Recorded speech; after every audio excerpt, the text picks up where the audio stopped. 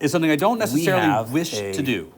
But I often feel like the transition to my class is burdening for some of you who are coming as recognize that because you're coming from classes that really held your hand a lot, and I don't. Is accompanied so I'm going to pull everything into one place for just a minute, and then I'm going to offer for the people who are, and then applied models based on the data collection that we had.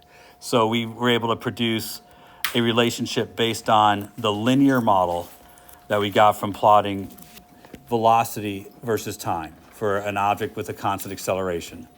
We then did a area of that graph, which produced this model, which also gave us a way for combining these variables together. Then, using these two, we were able to eliminate variables between them. In fact, I'd encouraged us to eliminate velocity between them, which generated this relationship,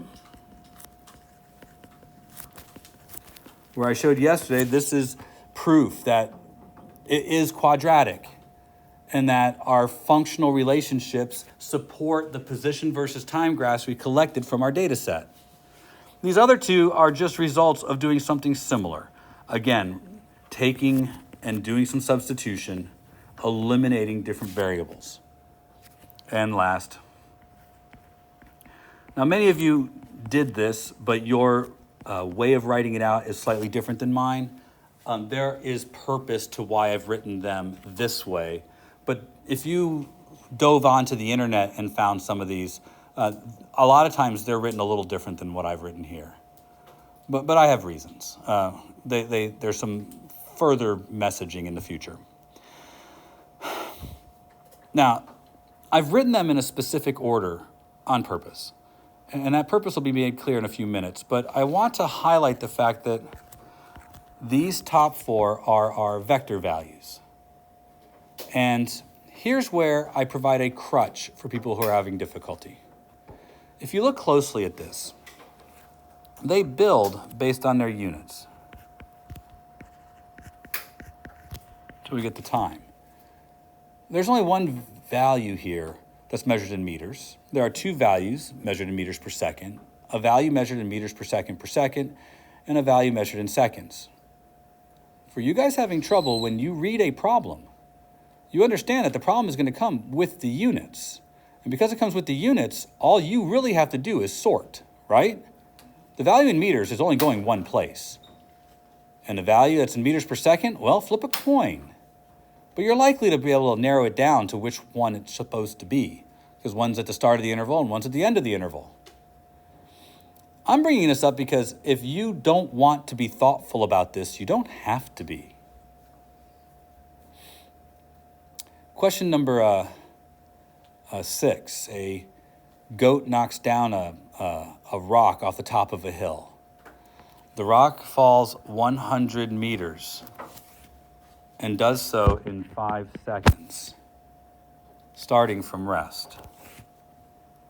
Right? The seconds is going to go where time is. The initial velocity is going to go where the starting velocity is. And the displacement's got to be where displacement is. It's the only thing given in meters. I didn't separate these based on what I knew about the problem. I separated them based on their units. Now, you're going to be asked to figure out the resulting values. And I'm here to tell you, you don't have to be thoughtful about it. It's very clear what to do here. There are 5 motion variables. Each equation has 4 motion variables in it. Any problem is going to have to offer you 3 so that you can figure out the 4th. Now, there are more complicated problems where maybe you'll have to do something special, but for the time being, this is where we're starting. If you can identify the information for a given interval of time, and you write it out carefully, and you're using the mnemonic I've just put in front of you, or the rubric that I just put in front of you, you don't have to be thoughtful at all. You see, I've ordered these so that each equation is next to the variable that is missing from that equation. Do you see that? It's not an accident. So right now, I am missing 2 variables. Choose one to solve. Let's say I wish to solve for the final velocity first. Fine. Then This equation is the one that will do it because I wasn't given acceleration, and that equation doesn't have acceleration in it, so it has to have everything else. You don't even have to sort through there to figure out which one you need. If you organize your note card correctly, your note card will tell you which one you need. So you don't have to think at all on the next test. All right, so for those of you who need a starting point and were going to say to me, I didn't know where to start the problem, you can no longer say it, right? So we've eliminated that excuse. There's always a place to get started, and I've given you a relatively straightforward way to start. Any questions?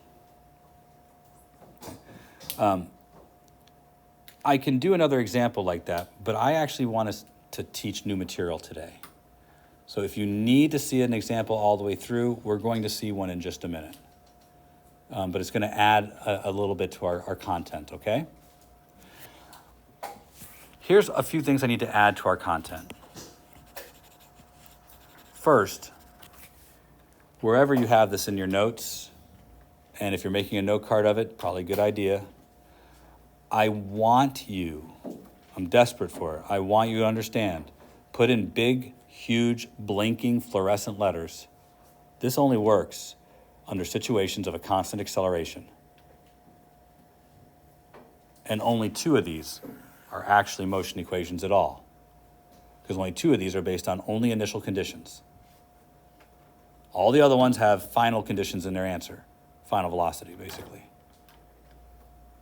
Now, I'm bringing it up for a number of reasons, but the biggest overarching one is that what I have discovered from working with children is they don't understand what this can and cannot do for you. Earlier today, I had a problem with a student. The question said that a ball is thrown upwards at 40 meters per second. And they didn't understand because they thought the initial velocity was 0 and the final velocity was 40. But the question asked how high the ball went. These problems can only handle one acceleration at a time. One. It is true that there is the part of the problem where the ball was at rest, and then after the hand pushed on it, the ball had a velocity of 40 meters per second upwards. That is an accelerated motion problem. Is the problem asking about that time interval? I don't think so. The problem was interested in what happened after the ball got the 40 meters per second and then went up into the air until it reached its highest point. These are 2 separate intervals and 2 separate accelerations. There's the acceleration provided by the hand, of which we have no information about. Not how long it took, not what the acceleration was, no distance that the ball traveled. But then there's the part of the problem that we do have information about. The ball left the hand at 40 meters per second, rose into the air until it reached its highest point where its velocity was 0, and probably was acted on by gravity, and gravity was given in the problem as being 10 meters per second per second. 2 different accelerations. That means 2 different intervals, 2 different sets of relationships. These problems can only handle 1 acceleration at a time. So any interval has to be of only 1 acceleration. A similar problem is going to occur when a ball is dropped and you're asked how fast is the ball going when you catch it. Some of you will say it's going 0 because I caught it. But you understand that that's not what the problem was asking. The problem was talking about the fact that the ball fell over some distance. And when you caught it, it was moving when it hit your hand. So there's the acceleration of gravity bringing the ball downwards, but then there's the acceleration your hand applied to stop the ball. Those are 2 separate problems. Everybody follow along? Okay. It's important that you understand that, or else these problems will start to appear impossible to complete. So, I want to today about free fall. What's really kind of funny about this, I've been talking about this almost all day. Well, at least in mechanics classes. And some books actually treat free fall as if it's a separate thing on its own. And it's really not. But the concept of free fall is going to be addressed twice. In this unit, when we talk about free fall, we talk about a situation in which an object's acceleration is due to the acceleration of a planet or a moon. When we talk about free fall, that's what we're indicating. What we know is that when you are near the surface of a planet, the acceleration on all the objects near its surface is about the same. Big objects, little objects, they all fall with the same acceleration. And this is true no matter which planet you're on. Now, I want to be very clear about this. I've used the words near the surface of the planet. But free fall problems refer to problems in which the acceleration is the acceleration due to gravity near the surface of a planet or moon. So I've said the definition, 4 different times? You guys got it down there? It's important that you understand something, though. The acceleration of gravity does not change that much as you go higher away from the surface. You have to go pretty far away for the force of gravity to start to change. A lot of you think that as long as you're outside the atmosphere, the gravity is 0, but that's not true. At the space station, the acceleration of gravity is almost the same as it is near the surface of the Earth. They appear weightless because they're basically in a big can that's falling towards the Earth all the time. It's like what you would see on a cartoon when you cut the cable on a person in an elevator. They float inside the elevator. They do so until the elevator is stopped at the bottom, and then they no longer float, then they fall. The space station is falling all the time, but it's been given a good solid push sideways so the Earth keeps getting out of its way when it falls.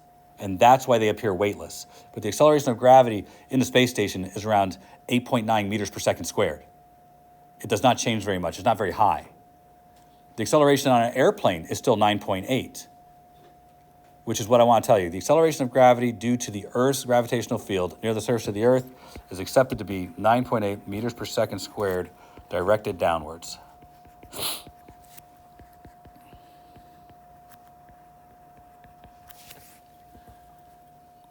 Now, unless you are told otherwise, we're going to use 10.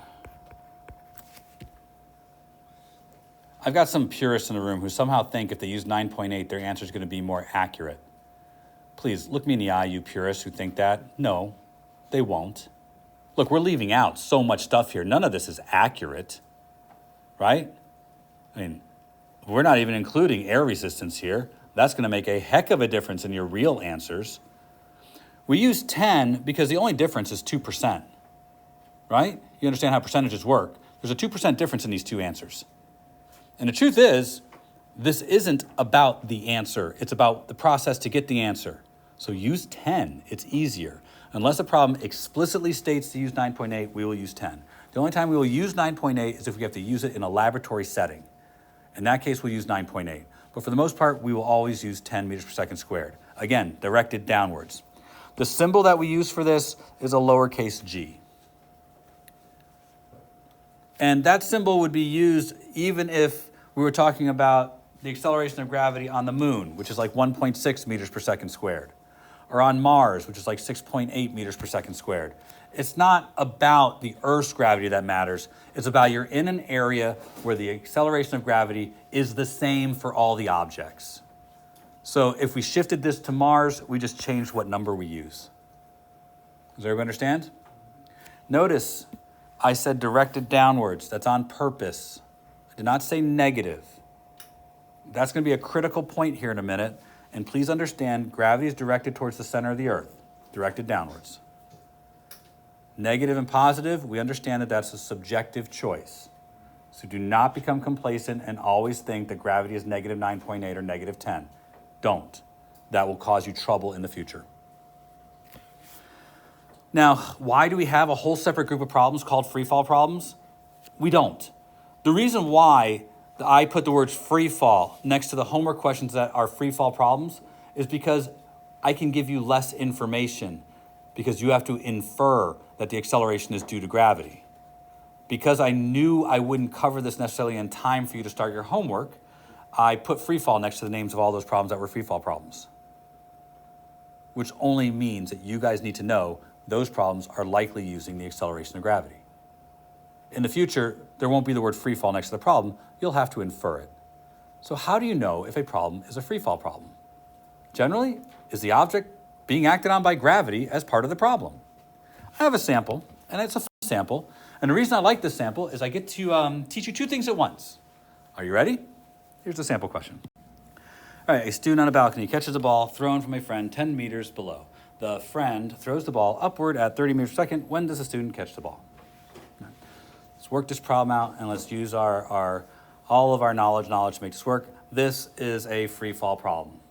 Part of the reason I can tell it's a free fall problem is because once the ball leaves the hand of the friend, gravity is what's slowing it down. Also, if you look at the problem carefully, you haven't been given but 2 pieces of information. And you have to be given 3.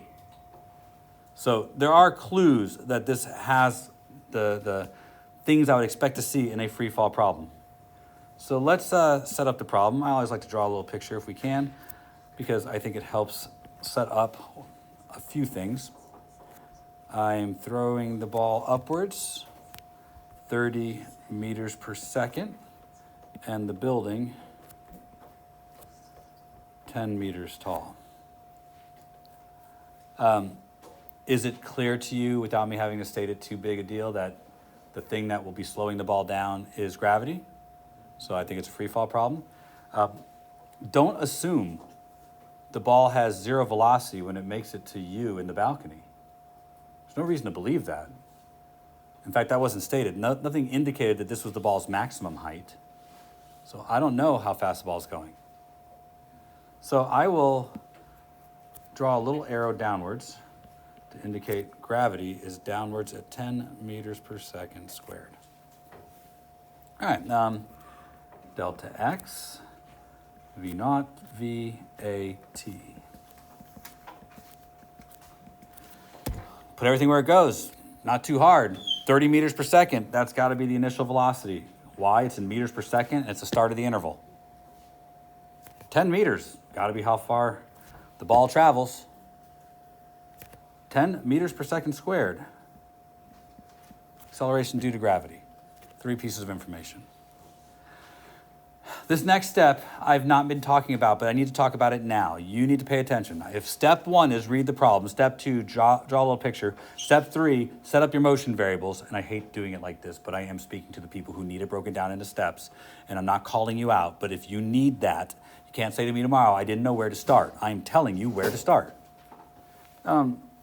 This next part, you need to do something else here, and it's important. These are all vectors.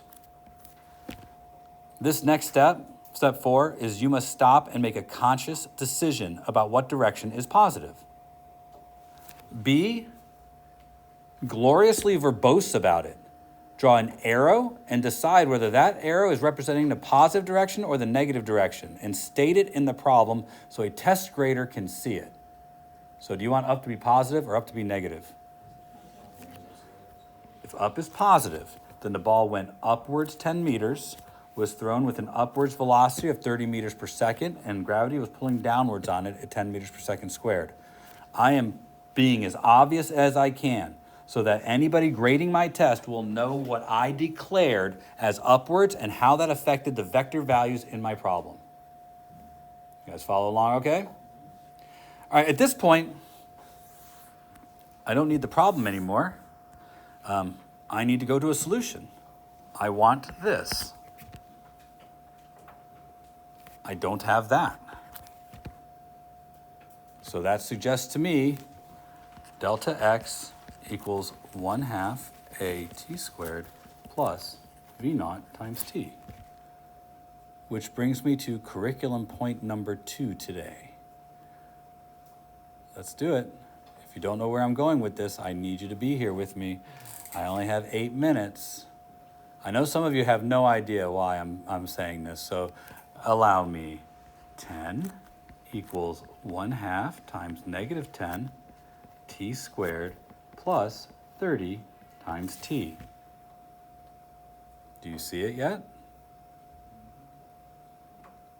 I hope you see it. Some of you are just now beginning to see it.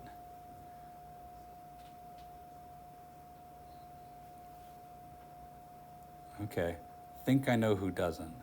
So I'm afraid I'm going to have to do something. I'm going to send a non-verbal clue.